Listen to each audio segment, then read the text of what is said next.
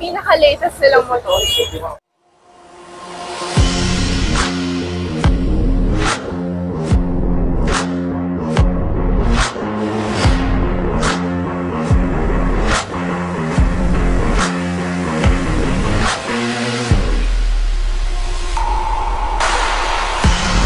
At kasama natin si Ma'am Bestie. Then, Thank you so much for, you know,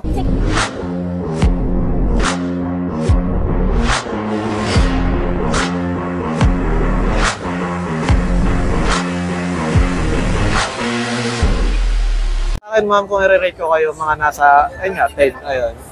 Kasi, ayun, nakaka-overwhelm, no? hindi, kasi para sa akin, ano, yung datingan or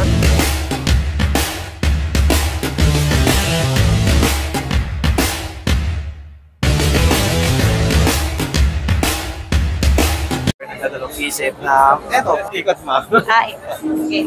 Ikot. 360 ito. 360. Para ma-imagine nila, ayun. Nga sa artista, ayun. Ang layo. Then si Ma'am G. Ayun. Hello. Then, parang ito na yung gusto kong tahaking career, mga ganun, ma'am. Well, depende sa kanila. Kailangan talaga nila, like I've said before sa vlogs mo, diba?